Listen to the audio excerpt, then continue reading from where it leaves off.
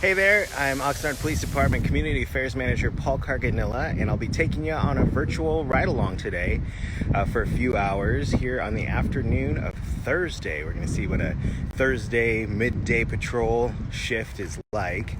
Briefing begins at 1 p.m., just about 1 minute away. I'll find out which officer I'll be paired with, what part of the city we'll be in. But come along with us, follow along on the Instagram story, the Facebook story, and ask any questions you might have. We are out of briefing. I will be riding with 19-year Oxnard Police Department veteran Officer Daniel Cass today. We are both fully vaccinated, and we're working in Beat 32. What are the boundaries of Beat 32? Oh, wow. The pressure. Okay, so... should I prep you with these questions before I ask you live? Yes, the boundaries.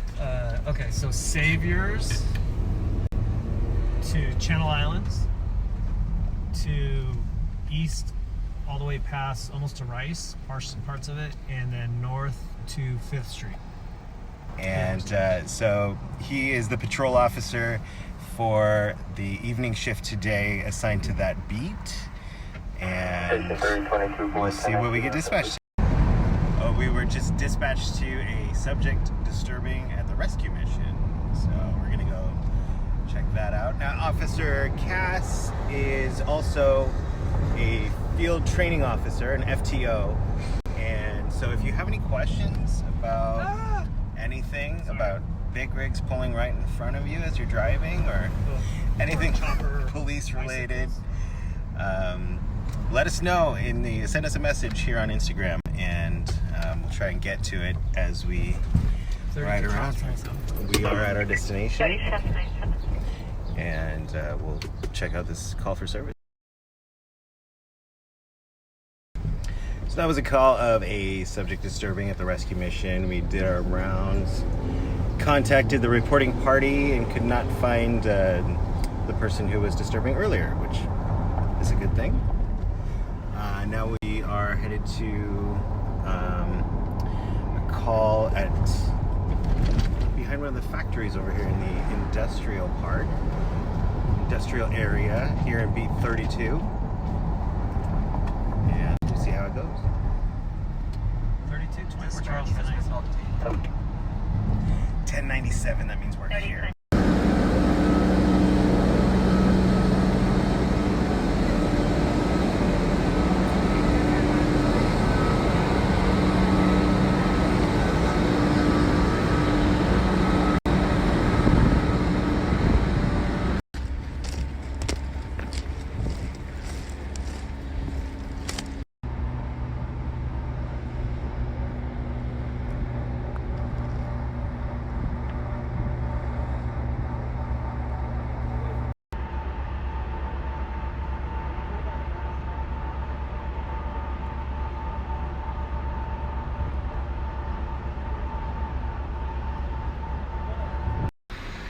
What did we just respond to?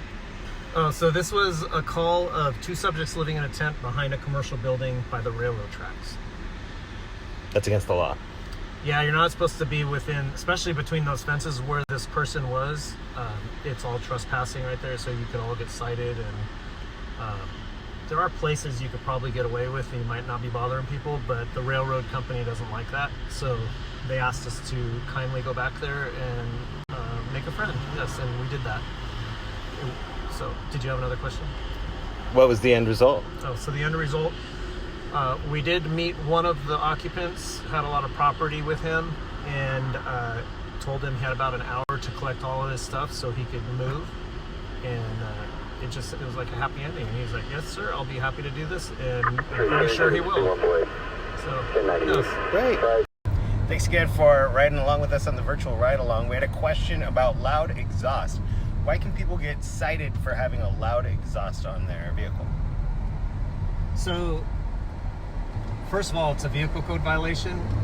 That'll be your homework to figure out which one that is, because obviously I don't have it off the top of my head, but I could get it for you. But it basically disturbs the peace if you really think about it, and it's a smog issue. If I'm to stop somebody, it's because it's obvious that your exhaust exhaust is not normal. It's just very loud and somewhat annoying. So yeah, I'm gonna probably make that stop. Other officers may make that stop and have different reasons, but either way, it's against the law. So that would be a couple reasons. A vehicle code violation. We have a question from someone watching our story about loud music. Is there a time it's supposed to be off by, and does it help if multiple neighbors call?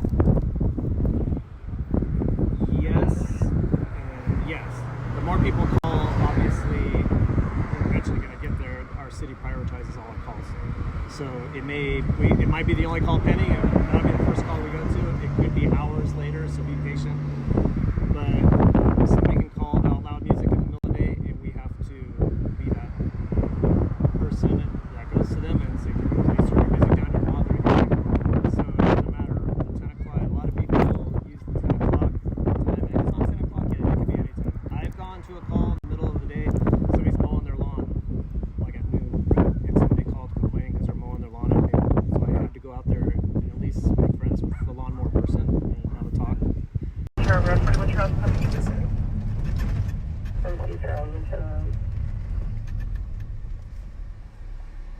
32 Charles, I'm 10-6 on the vehicle.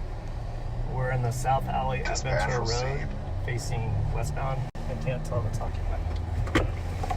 It's unoccupied. 10-0, band 1, 432 Charles, in the South Alley, Ventura Road. The vehicle's facing west. It looks unoccupied. At the start of each shift, officers review their hot sheet, or a list of stolen vehicles that are outstanding in the city.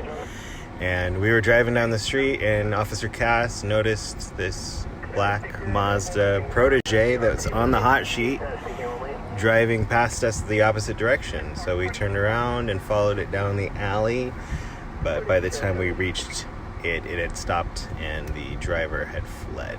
So now we are recovering the vehicle for the registered owner to decide whether they want to come pick it up after we do the paperwork and the processing, or if they would like for us to have it stored.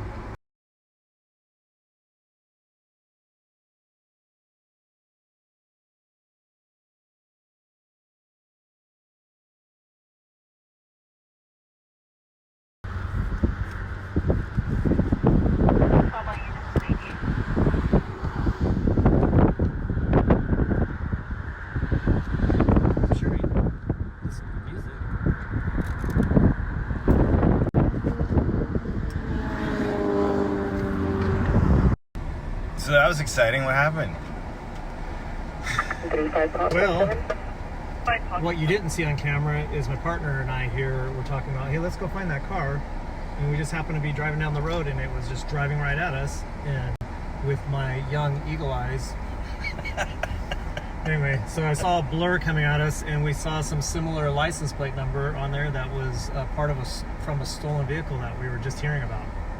So we did a little U-turn. We saw it kind of just actually disappear, and then we looked down the alleyway, saw a bunch of dust, and because we're really good police officers, we figured dust is related to probably stolen cars. Anyway, okay. So we went to the end of the alley, and that stolen vehicle was there, but there was nobody in there. So did we find anybody? We actually did, in a weird way. The car was unoccupied. And as I walked out to the roadway, after it was safe to do so, I noticed a subject south of our location, about 2 blocks, walking away, and I just put it on the radio. There was a subject. Officers contacted that person, and he actually admitted to being in the vehicle. Wow. Yeah. And I saw you taking swabs. What was that? So, yes, whenever we recover a vehicle, if we can't at least find some fingerprints in the vehicle, we like to take DNA swabs.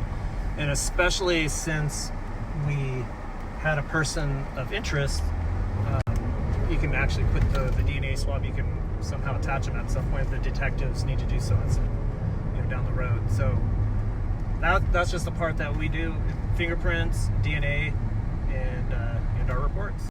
And we are back at the police station, where Officer Cass will finish the paperwork for the recovery of the stolen vehicle, and the subject who admitted to being a passenger in the vehicle will be interviewed for any further processing. And that's how quickly a few hours passes on ride along, even a virtual ride along. Thank you again for coming with us. If you send in a question and I haven't answered it yet, I will write back to you in the direct messages. Thank you though for interacting with us. This was a lot of fun.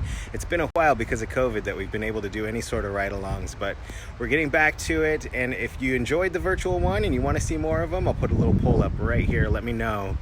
And thanks again for coming with us. Have a great night.